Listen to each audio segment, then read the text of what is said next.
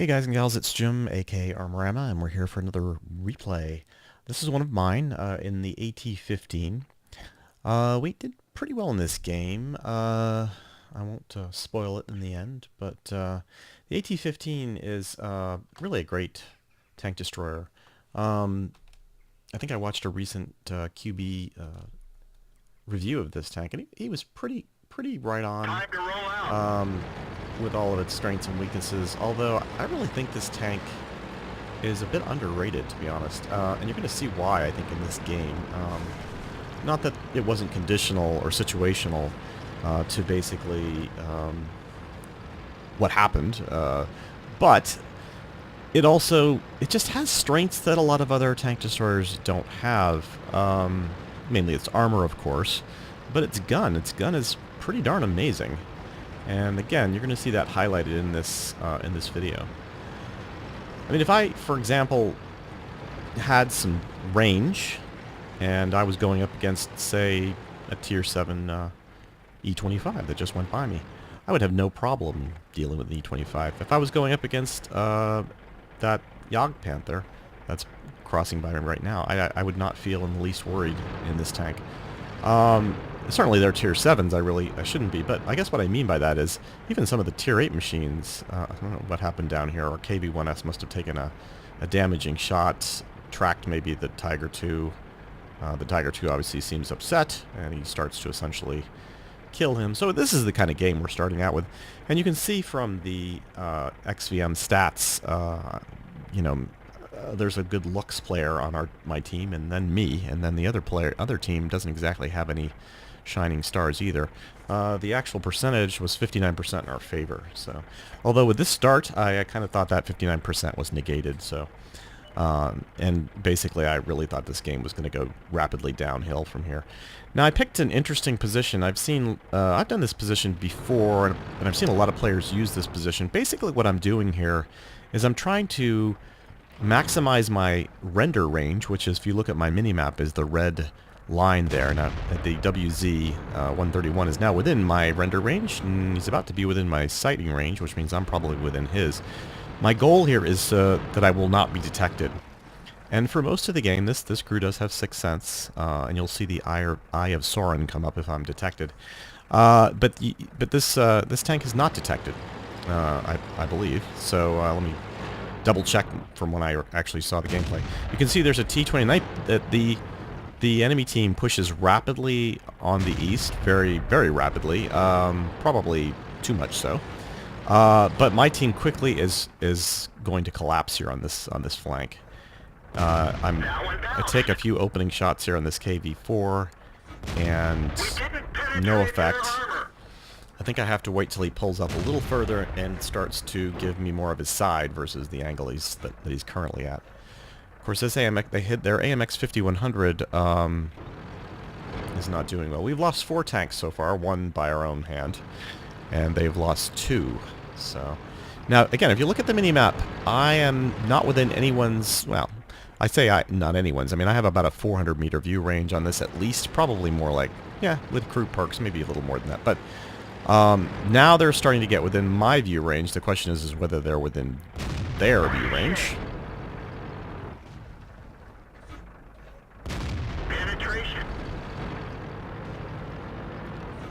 Quickly try to take out this IS-3 because he's my biggest threat at the moment. I want to be able to turn and deal with his flank, and unfortunately I can't do that with him essentially being able to take shots at my rear.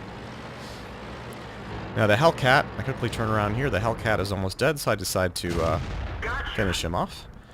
And then I see the T-29 also kind of in a bad way, so I finish him off. And then the KV-4 is still at full health, but not for long. KV-4 is a great tank. I'm not sure, he really shouldn't have pushed ahead with as much damage as he's just taken. I track him here. Again, try to go for a damaging tracking shot, but that one went too low and to the left. I should be over a little bit further to the right. I didn't see that in the game, but I see it now. So I decided to just try to take him out. I can potentially hit his turret. I think he might have had the non-upgraded turret, the base turret, so probably a new KV-4 driver, and therefore not quite fully skilled, let's say. So you can see I've got 3 kills, 1,500 damage. That at least that's XVM is tracked. I think there was a few shots I took there, maybe on the IS-3 earlier. There's a panther up in the hills there. There's a tiger down here, which I'm now going to try to... That was a poor shot. I believe I was getting an outline on these. Not sure why I'm not now. Again, replay system a little screwy. There it is. That's all the shot I had on him. There was a building there to the further right. That's why I was only able to aim to the left-hand side. But I know at some point I decide that really I've kind of... They're going to be within my view range and I'm going to be exposed. So do I want to stay out here in the middle of the field or do I want to try to get into somewhere where I have a little more cover? They do still have an Artie, the AMX-13F3. I don't want him to start raining down on shots and get me tracked out here or any other number of bad things.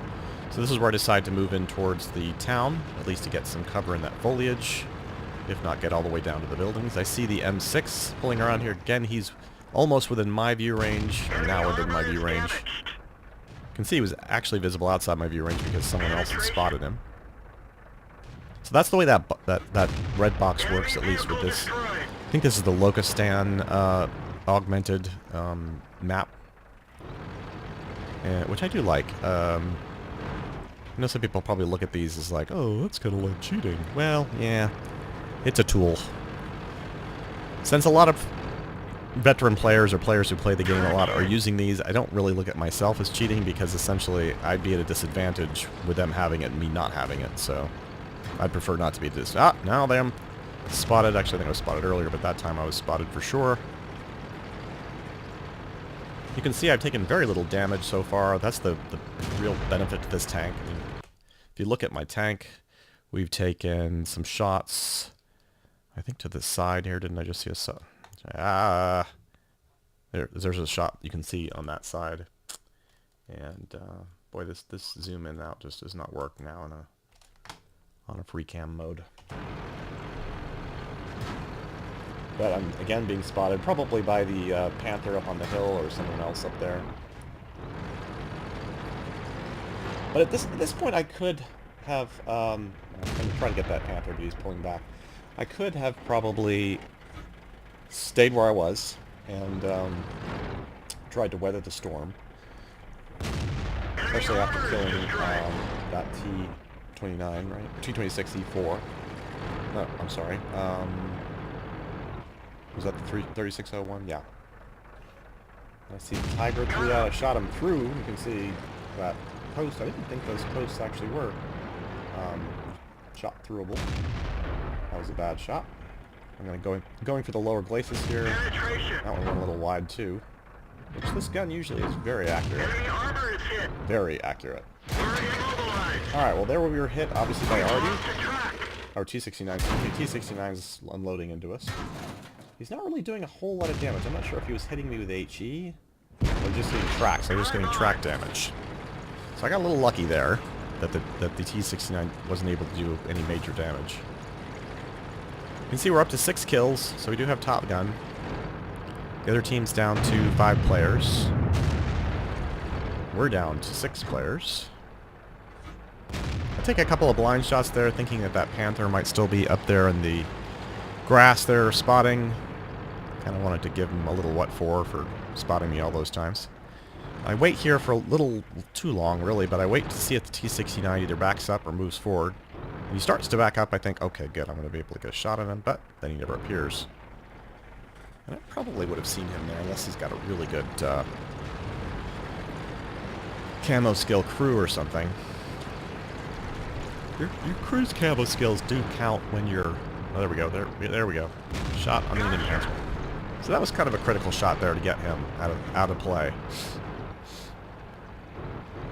He was one of their better players. Certainly the better win rate, but he was also 1121 efficiency, so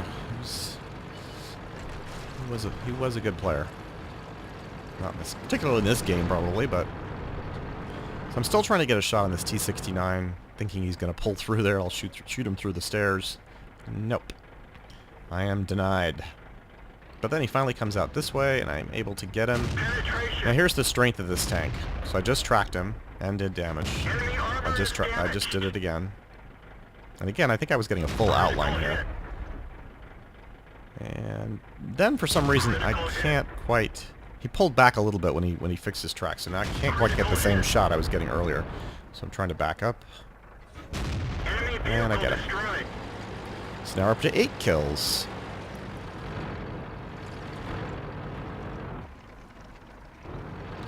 So the IS-3 and the Artie is left. The IS-3 is a decent player as well. Also in the 1100s efficiency. Certainly don't want to get spotted for the Artie again. You know, we probably got this one at this point, but of course we do have it one because I ran out of time. Of course I did the same thing I did in the actual game. I wasn't watching the clock. Someone did say something like, well, that's, you know, game or something like that. And I wasn't really thinking.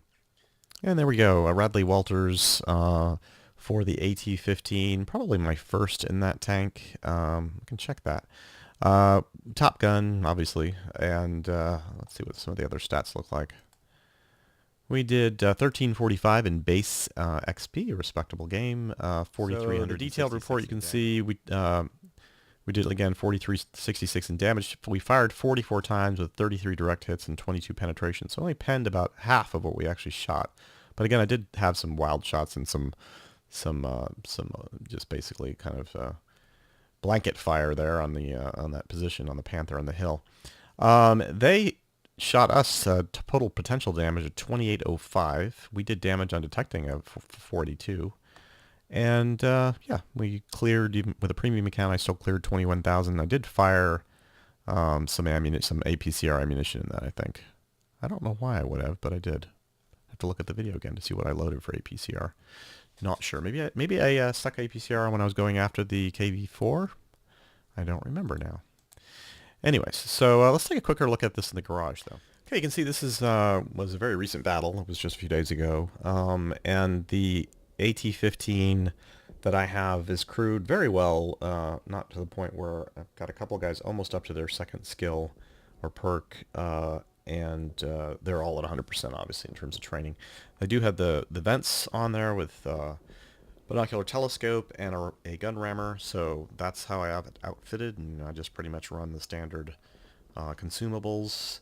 I don't even have, or I didn't even have, I think, extra camo on this. I usually do operate them with either, you know, silver paid for camo or gold paid for camo. This tank I wasn't planning on keeping until this battle, which I think it has earned some additional respect for me as a tier 8 tank destroyer, and I may well keep this tank. So next time you may see it with some gold camo on it once it goes back on sale anyways. So again, weaknesses of this tank, you know, basic weaknesses are the turret. This side right here has less armor than the full armor protection on the tank, which is rated at 228. So if you're going to shoot an AT-15, you pretty much want to shoot it here, or sides, obviously, and rear, especially along, I think, I want to say this area right here. This area is fairly well armored, and of course any downward angle, if you were up on a hill shooting down on it, any angle into the top deck, especially the engine deck, would be good. Don't bother trying to shoot these frontal weak points. This is not a weak point really on the tank, and by and large there aren't any other serious weak points. I mean, you could always shoot little visors like this potentially and get a lucky shot, but for the most part you want to be aiming, like I said, in this area right here, so that you can either hit the gun or in this area. And again, if you're shooting it with heat, which a lot of you might be if you're playing lower tiers, pretty much either getting that perfect shot on the gun or right in this space, because you don't have a flat surface here, that's your only bet. Strategy wise, and I noticed this in some games lately, players trying to take a lot of tanks like these types of tank destroyers or heavy tanks on frontally in medium tanks, or God forbid light tanks. Don't do that. You don't take on these types of heavy tanks frontally. You go around them and get their sides and so forth. I can't tell you how many games I've seen played by newer players where they will be in a medium, let's say, going up against this tank, and I will actually see them drive up to the front of this tank and start shooting the front of it. It's like, dude, this is a tank destroyer. He has to rotate around. go to his side or his back or so forth. You don't put yourself in the front of a tank unless you know, like you accidentally end up there or something, I guess. But so I hope this has been a little illuminating.